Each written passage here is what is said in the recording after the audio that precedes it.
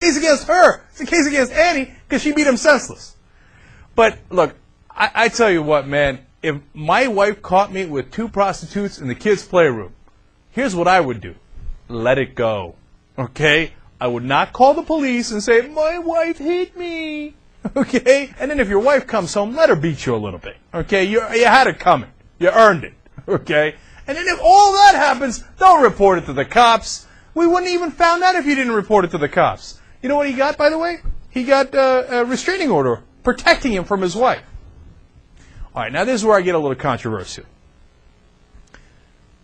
Look, we've talked about this on the show before. I don't know that getting a protective order against your wife is the way to go. And I'm the bad guy here, right?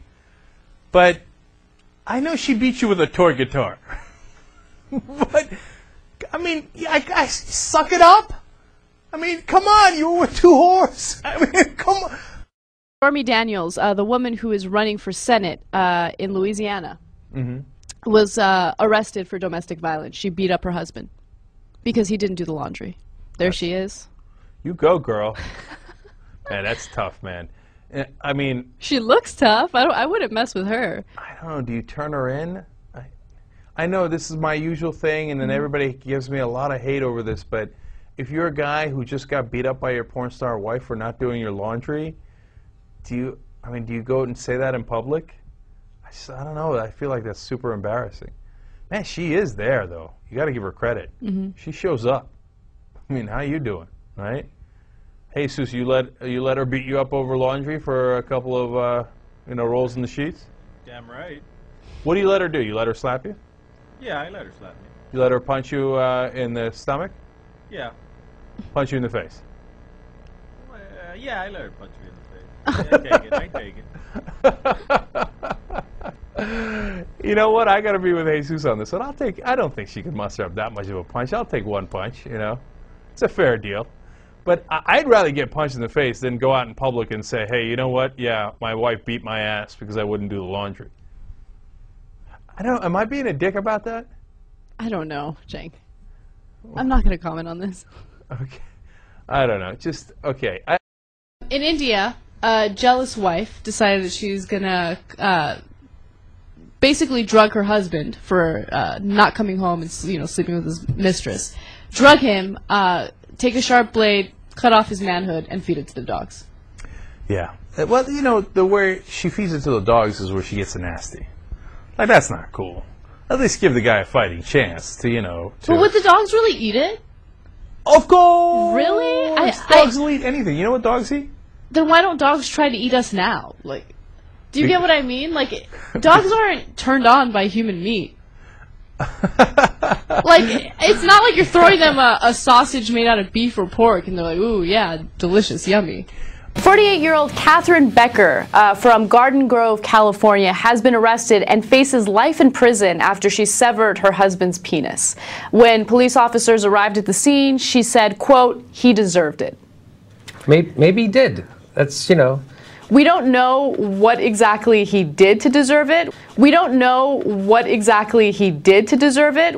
We don't know what exactly he did to deserve it. We don't know what exactly he did to deserve it. We don't know what exactly he did to deserve it. We don't know what exactly he did to deserve it. We do know that they were married for 1.5 years and he filed for divorce. She actually drugged his dinner. She put drugs in his dinner, then tied him up in the bed and used a 10-inch knife to cut his penis off. Wow, well, And then he put the penis in a garbage disposal. Well, I like that at least she had to use a 10-inch knife, which means, he was doing okay for himself, but... So, jealous woman burned her husband's penis off and killed him. That's just what happened. That's all that happened. That's the story. Okay, her name is Rajini Narayan. And where was she, Anna? I don't know where she was, to be honest with you. I was going to ask you that. I think she's in Australia. I know she's not in the U.S. Oh, yeah, this is from Australia. What I'm wondering is, what nationality is she? Oh, she's definitely South Asian. There's no question. I mean, Okay. I don't know if she's Indian, Pakistani, Yeah, I was wondering. from Bangladesh. I'm not sure, but here's my favorite part of the story. Is her quote. She said, "Quote: I'm a jealous wife. His penis should belong to me. I just wanted to burn his penis so it belongs to me and no one else. I didn't mean this to happen. Except if you burn a man's penis, it doesn't belong to anyone because it no longer exists. Yes, and neither does he because he was severely burned and died a couple of weeks later in intensive care. Russians do not mess around. No. One particular Russian woman is now on trial for raping 10 men. What's with Russian women? No, she's not kidding. This woman is serious. What she would do is she would go to bars and she would meet men, right? And she would invite them back to her place. Now, from the reports, she sounds like an attractive woman, so the men would go, right? They would go back to her place and she would give them like a roofie. And it would cause them to fall asleep for up to 24 hours. While they were asleep, she would wrap like a rope around their penis so it stays erect. And then she would rape them.